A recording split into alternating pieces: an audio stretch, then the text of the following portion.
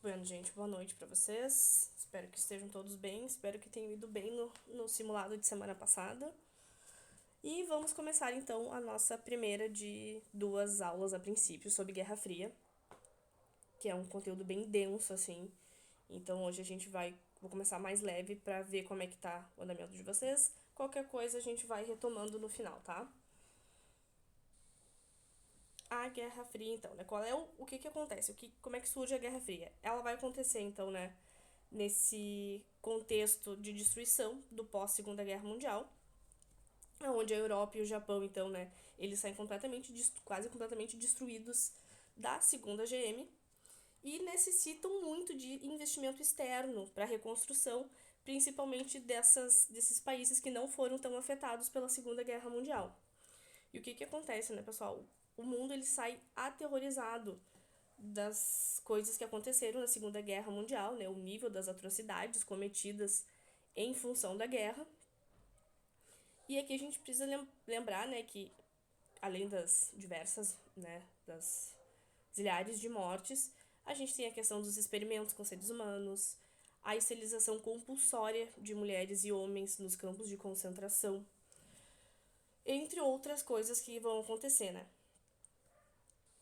E disso, então, também se cria a necessidade de um órgão regulador, né, que controle esses países, que vá fazer alguma interferência em questões de conflito para que não se perca, né, para que não haja, então, esse nível de atrocidade que a gente viu na Segunda Guerra Mundial.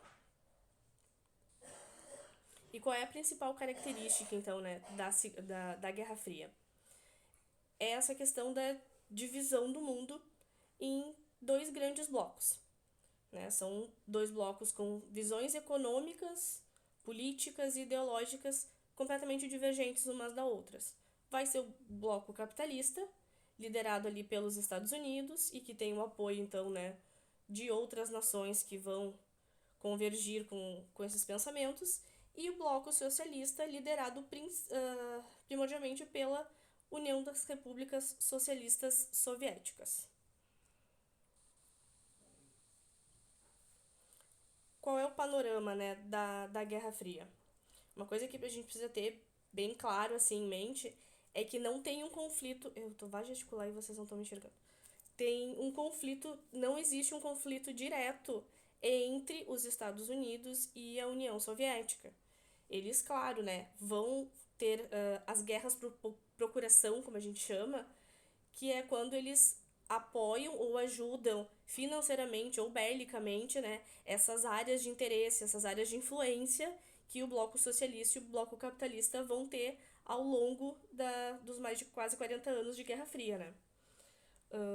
Eles vão disputar nessas lideranças, eles vão disputar as áreas de influência, aonde eles possam, né, então, disseminar o discurso ora capitalista, ora socialista. Porém, a gente também precisa lembrar que, além, né, das questões políticas, tu também tem uma acirradíssima corrida bélica, né, o desenvolvimento de armas cada vez mais modernas, mais letais, armas de destruição em massa.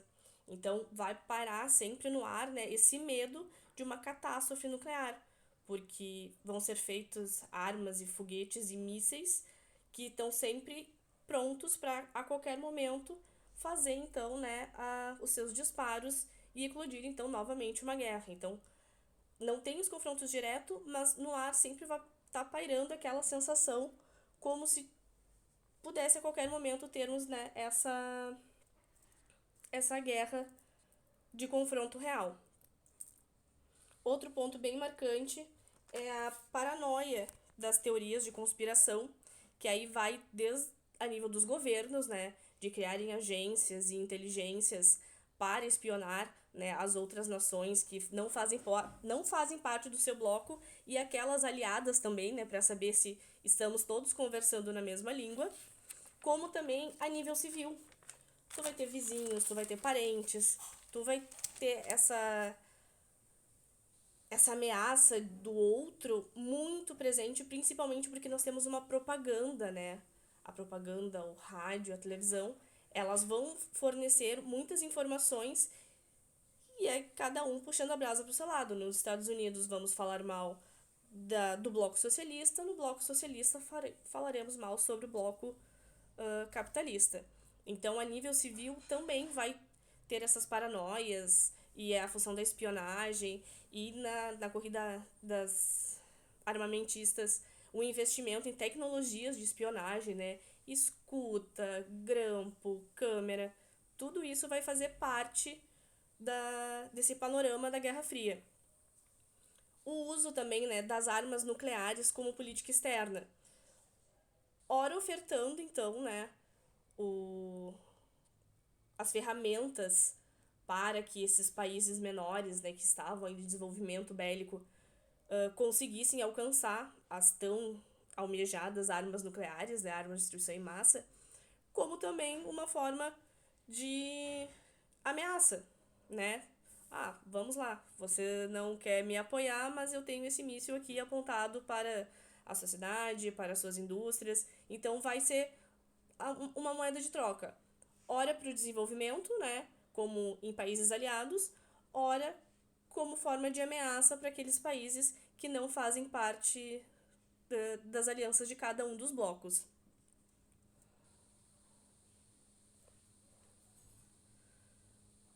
Nós temos também, né, ali depois da Segunda Guerra Mundial essa crise horrenda que vai acontecer na Alemanha. A Alemanha sai praticamente destruída, né, da Segunda Guerra Mundial, tanto economicamente quanto as suas estruturas também, pessoal. Cidades que foram extremamente bombardeadas. Hoje em dia, as revisões historiográficas já apontam que não havia necessidade de tantos confrontos em algumas regiões que não fariam sentido, porque foram regiões densamente de população civil que foram atingidas, que não teriam porquê. E aí a Alemanha vai passar por, por um processo de tutela. Ela vai ficar, então, dividida em quatro zonas, em quatro distritos, por assim dizer. E ela vai passar também por um processo de desnazificação, que é, então, né, a retirada, a limpeza da sociedade, da cultura, da imprensa e da política alemã de qualquer influência nazista. Vai acontecer também o julgamento e a condenação dos líderes militares e das organizações, né, de governos nazistas, como a Gestapo, a SS, a SA, entre outras. Então, isso faz parte de uma política desses países que vão tutelar, né, a Alemanha. E ela vai ser tutelada por 4 nações.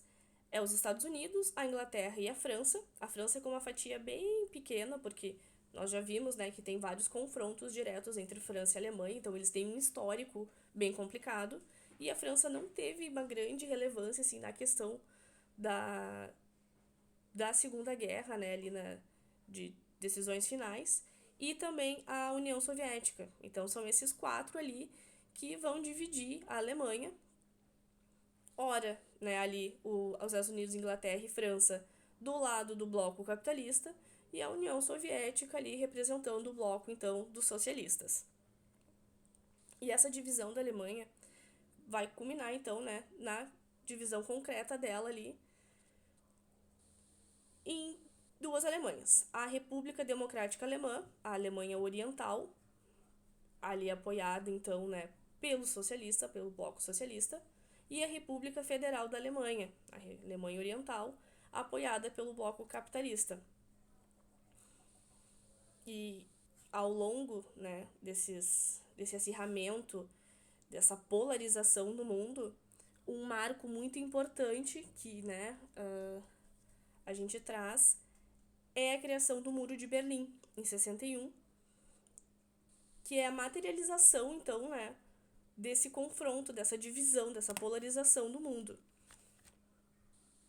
A Alemanha Ocidental e a Alemanha Oriental representadas ali naquele muro.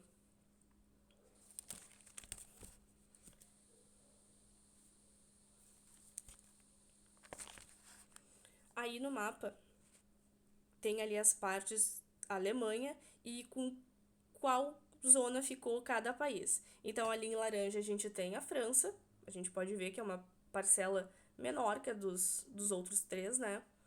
Ali a zona britânica, em amarelo. E em roxo lilás a gente tem a zona soviética. E em verde ali a área que ficou para os Estados Unidos. Ao longo, né, da intervenção que vai ter na Alemanha desses países, a parte que fica com o bloco capitalista é onde vai ter os maiores desenvolvimentos. Vai ser, inclusive, né, o Plano Marshall, que a gente vai ver em seguida. O terceiro país mais ajudado vai ser a Alemanha. Então, tem essas divisões e vai ser, então, né, só lá na...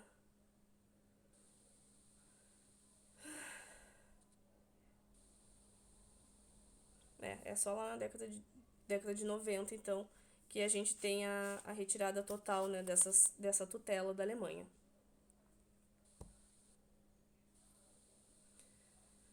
Aí falando então, né, sobre a corrida armamentista.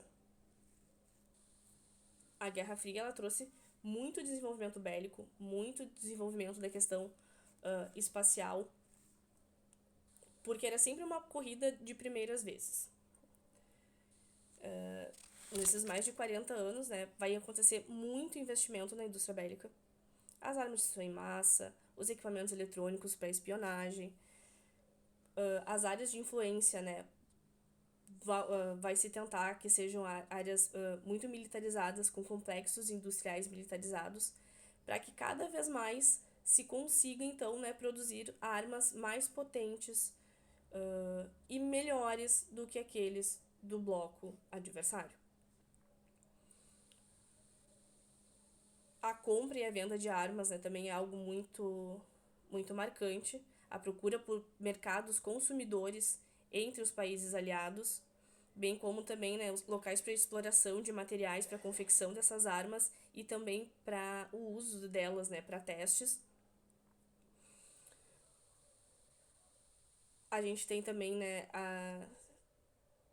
hoje em dia se fazendo, né, a revisão historiográfica de alguns dados e planilhas e informações sobre a questão financeira, porque os governos vão investir pesado nisso. Só que a gente sabe que para um governo investir muito, o dinheiro tem que vir de algum lugar. E aí, ou se retira de outras áreas, ou se faz o aumento dos impostos. Então, se num primeiro momento tinham valores medianos, hoje em dia a gente, quando faz a revisão, vê que muita coisa foi deixada de lado. Então, que os valores, eles são bem maiores do que os discriminados naquele momento. E a Guerra Fria, ela vai encher o mundo de armas. Muitas armas. Muita coisa foi produzida nesse momento. Nessa vontade incessante de ir atrás cada vez mais de armas melhor desenvolvidas.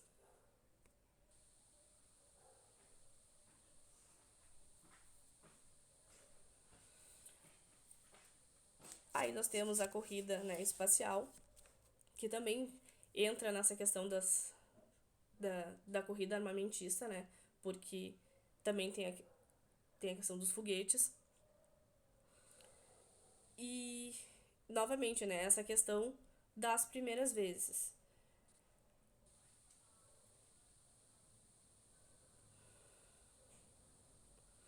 E aí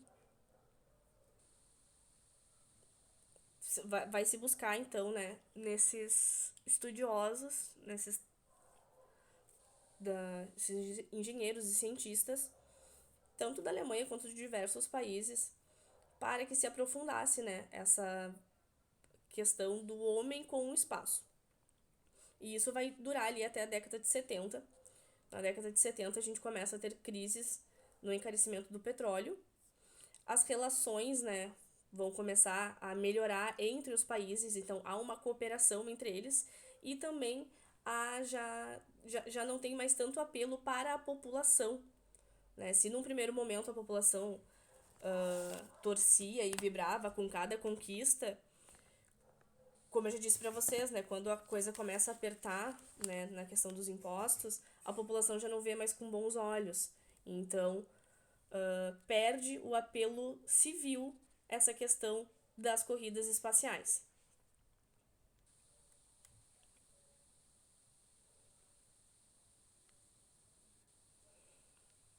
Aí vamos aos feitos de cada um. Na União Soviética, temos então, né, o primeiro satélite no espaço, primeiro satélite artificial, né, lançado em órbita terrestre. A União Soviética vai ter o primeiro canino lançado no espaço, a cadela Laika. E vários outros depois foram enviados também, né? Mas a cadela Laika, então, vai ser o primeiro canino a orbitar a Terra. Ela acaba morrendo por causa de superaquecimento na cabine.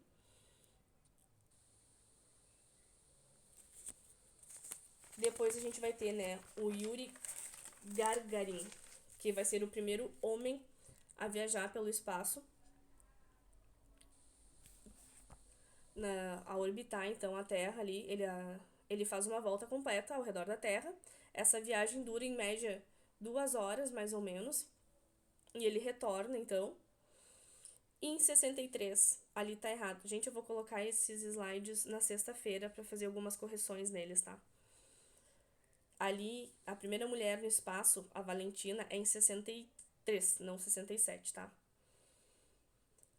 Ela foi a primeira mulher, né, a viajar e orbitar o espaço e a única até hoje a ter realizado um voo solo, né, como única tripulante. Em 71, a União Soviética vai lançar então, né, a primeira estação espacial. Ela vai ser tripulada durante 23 dias. Porém, quando se tenta, né, fazer o retorno para a espaçonave, um erro no mecanismo acaba matando os 3 tripulantes dessa estação espacial. Já os Estados Unidos, e aí pra vocês verem como as coisas eram muito rápidas e realmente eram umas tentativas de vou ser o primeiro. 4 meses depois do lançamento do Sputnik 1, em 58, os Estados Unidos vai lançar o Explorer. Ali tá 67, é em 58. Vai fazer o lançamento, então, né, do Explorer 1. Aí, durante os anos de 1961 até 72, a NASA ela vai desenvolver um conjunto de missões que tem como objetivo colocar o homem na Lua, que aí vai ser o projeto Apollo Moon. Essa tentativa de vamos enviar o homem até a Lua. A primeira tentativa ali, né, o primeiro foguete, que ali tá Apollo 1, mas já era o 7º, vai ser em 67, que vai ser a primeira missão tripulada, né, dos Estados Unidos.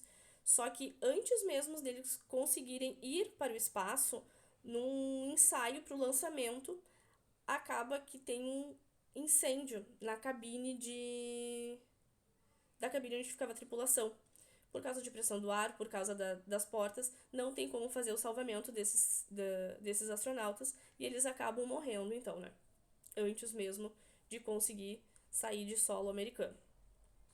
E aí, então, temos finalmente, né, o grande impacto lá em 69 com o Armstrong e o Aldrin, que são os 2 primeiros homens a pisar, então, em solo lunar, lá em 69.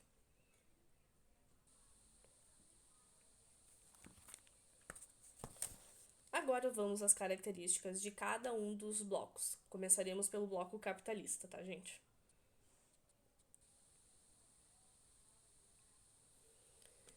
Esse mapa, ele mostra as áreas de divisão do globo. Aí ali, né, tem a OTAN, que é o tratado, né, do Atlântico Norte.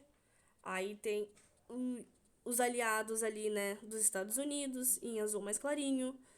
Tem o pessoal do Pacto de Varsóvia lá em cima na União Soviética, os países socialistas alinhados com a República, com a União Soviética.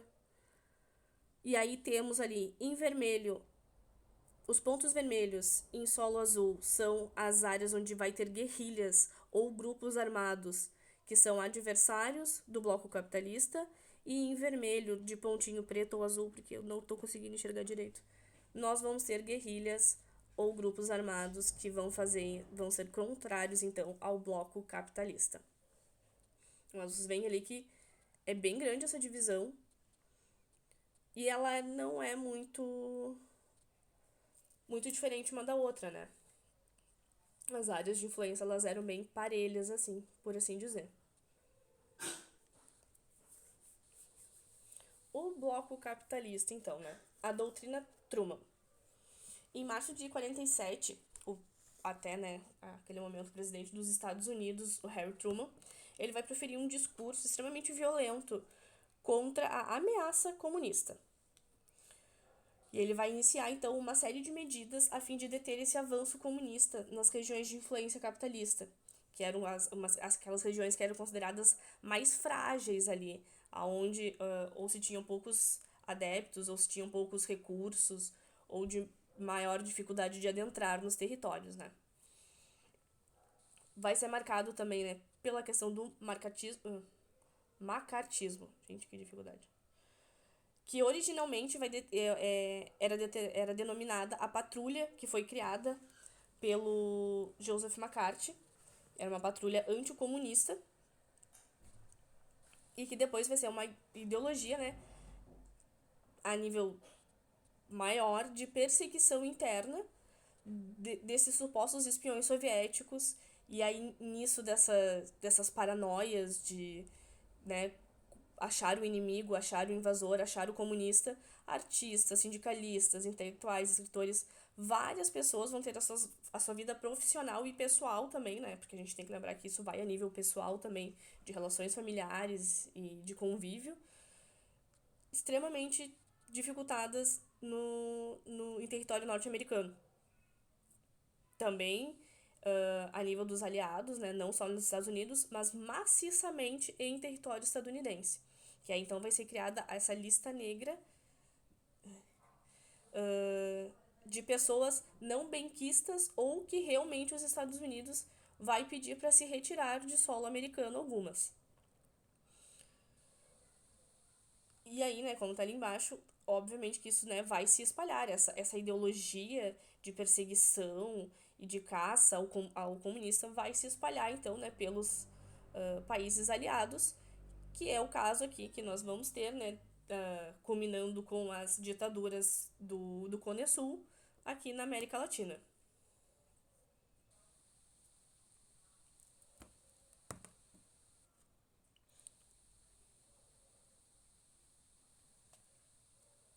Gente, só pra me tirem uma dúvida, a aula vai até 9h50 ou até as 8?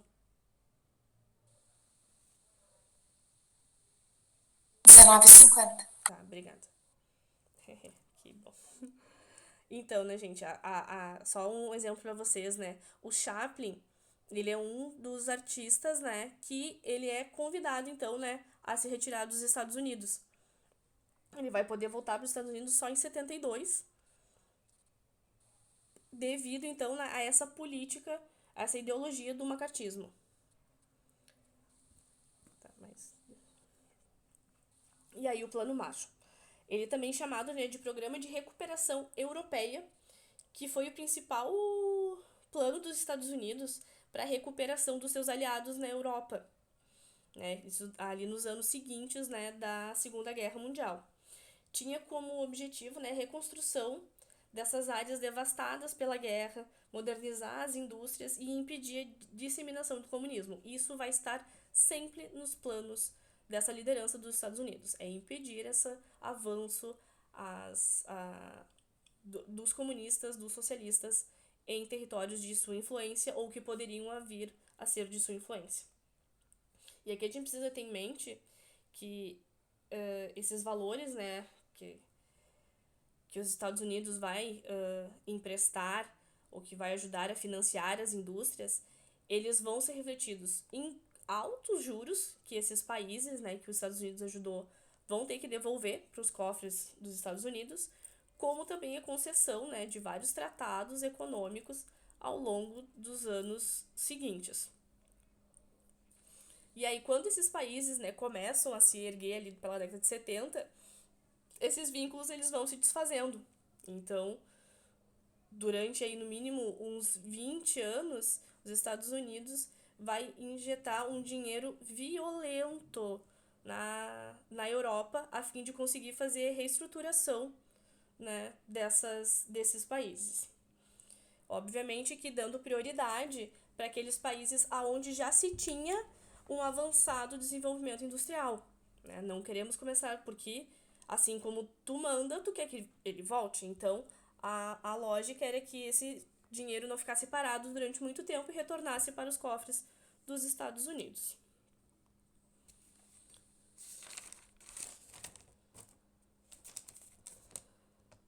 Tá, eu vou parar por aqui para ver se vocês têm alguma dúvida.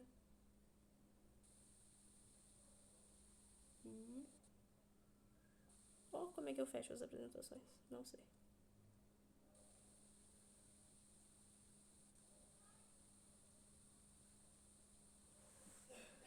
Ah, descobri. Jesus. Pessoal, vocês têm alguma dúvida? Senão eu vou seguindo direto até as 9h50.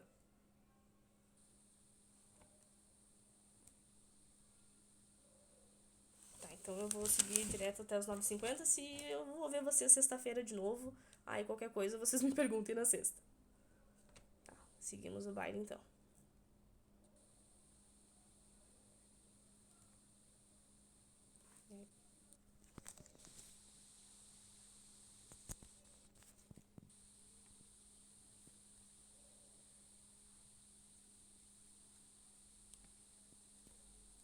Tá, a OTAN então, pessoal. A Organização de Tratado do Atlântico Norte. Ela vai ser fundada em 49 e ela é uma aliança militar desenvolvida e criada a fim de parar todo e qualquer avanço do bloco comunista nas áreas consideradas pertencentes ao bloco capitalista. Um ponto importante é que os países que vão participar, né, que vão assinar, concordando, né, com esse apoio, eles se obrigam a intervir caso haja um conflito direto. Então, por exemplo, digamos que o Canadá, por exemplo, sofresse algum tipo de ataque. Eles teriam que... os outros países que fazem parte da OTAN deveriam ajudar de alguma forma, ou mandando pessoas, né, pro fronte, ou com investimentos e armas.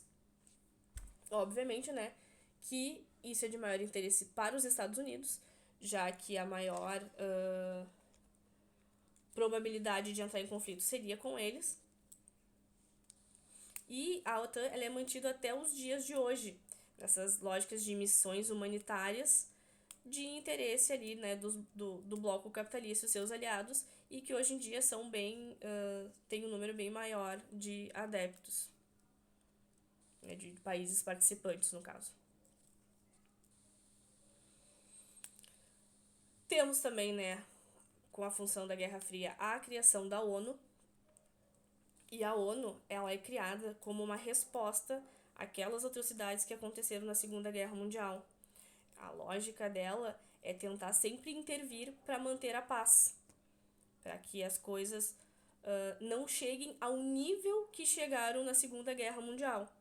Tanto que aí a gente vai ter também, né, a partir dela, a criação, em 49, da Declaração dos Direitos Humanos.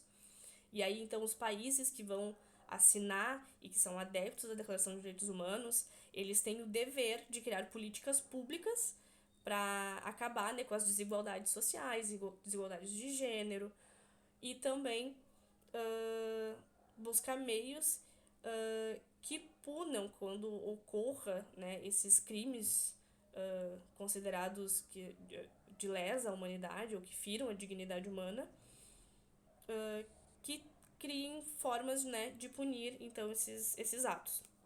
E a ONU ela também vai servir como uma ferramenta de padronização e de controle, aí através, né, dessas outros organismos e células que ela vai criando.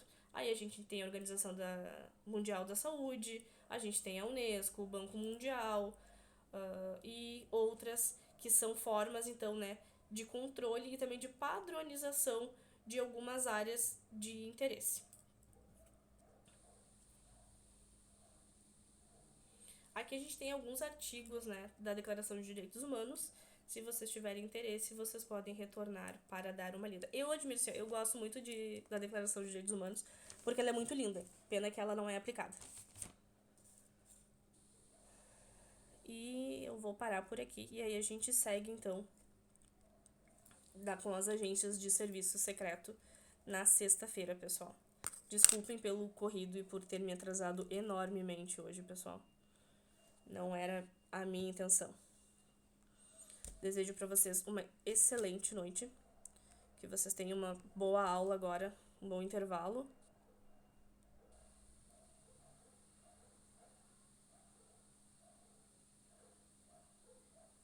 Boa noite, gente. Muito, muito, muito obrigada mesmo.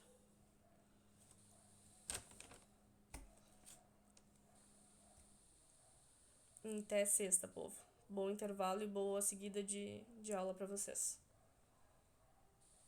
Ah, os guris vão me matar. Os guri vão me matar, os guri vão me matar.